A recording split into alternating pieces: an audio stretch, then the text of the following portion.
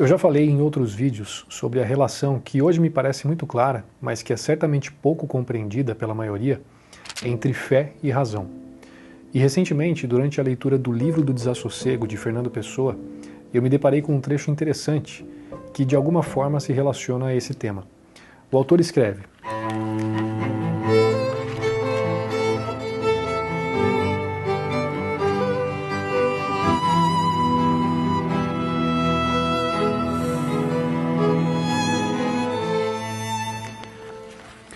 passar dos fantasmas da fé para os espectros da razão é somente ser mudado de cela.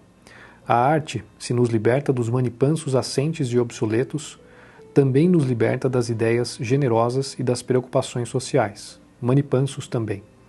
Encontrar a personalidade na perda dela. A mesma fé abona esse sentido de destino. O termo manipansos, usado por Pessoa, não é muito usual e se refere a algo como um ídolo ou até mesmo um feitiço. Ou seja, ele nos sugere que nós estamos sujeitos a ídolos diversos, inclusive ideias e preocupações, dos quais a arte nos liberta. Mas o que mais me chama a atenção nesse trecho é o que ele chama de fantasmas da fé e espectros da razão, argumentando que transitar entre ambos não é mais do que mudar de cela. É como se nós estivéssemos de alguma forma presos ou à fé ou à razão, ambas apresentadas como algo fantasmagórico, assombroso. Se um leitor se ativesse a esse trecho para construir uma conclusão, talvez ele tivesse a impressão de que Fernando Pessoa, na voz do personagem Bernardo Soares, exprime uma relação mal resolvida com a fé e a razão. Uma relação penosa, algo que se assemelha a um sofrimento ou a um sentimento de perda por ter que escolher e se submeter a um ou outro, enquanto ambos o aprisionam. Esse não parece ser o caso, no entanto, se observarmos atentamente o que o autor diz logo no começo do livro, no primeiro parágrafo do diário, o relato autobiográfico do personagem Bernardo Soares. Veja só o que ele diz. Nasci num tempo em que a maioria dos jovens tinha perdido a crença em Deus, pela mesma razão que os seus maiores a tinham tido, sem saber por quê. E então, porque o espírito humano tende naturalmente para criticar porque sente e não porque pensa, a maioria desses jovens escolheu a humanidade para sucedâneo de Deus. Essa passagem já nos apresenta uma visão muito distinta e talvez muito mais lúcida da relação entre a fé, aqui colocada como a crença em Deus, e a razão, a faculdade de pensar, de raciocinar. Quando o autor escreve que porque o espírito humano tende naturalmente para criticar porque sente e não porque pensa, a maioria desses jovens que haviam perdido a crença em Deus, escolheu a humanidade para sucedâneo de Deus, isso me parece uma clara sugestão de que a escolha feita por esses jovens foi o resultado de um mero sentimento, de uma falha no pensamento, se não da total ausência dele.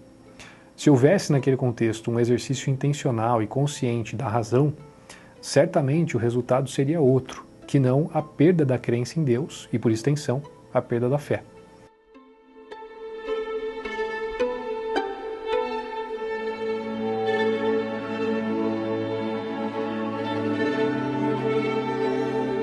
Eu vejo aqui uma conexão interessante com uma passagem de outro livro, o livro Crer é Também Pensar, do teólogo inglês John Stott, um livro que se concentra exclusivamente na relação entre a fé, particularmente a fé cristã, e a capacidade de pensar, e que mostra claramente o papel da mente e da capacidade intelectual na vida cristã. O autor apresenta, num dado momento, um comentário de Martin Lloyd-Jones, um outro teólogo inglês, a um trecho do livro de Mateus na Bíblia, em que o apóstolo diz o seguinte: se Deus veste assim a erva do campo, que hoje existe e amanhã é lançada ao fogo, não vestirá muito mais a vocês, homens de pequena fé? Martin Lloyd-Jones faz o seguinte comentário a essa passagem. Fé, de acordo com o ensinamento de Nosso Senhor nesse parágrafo, é um pensamento primário. E o problema de um homem de pequena fé é que ele não pensa. Ele permite que as circunstâncias o controlem.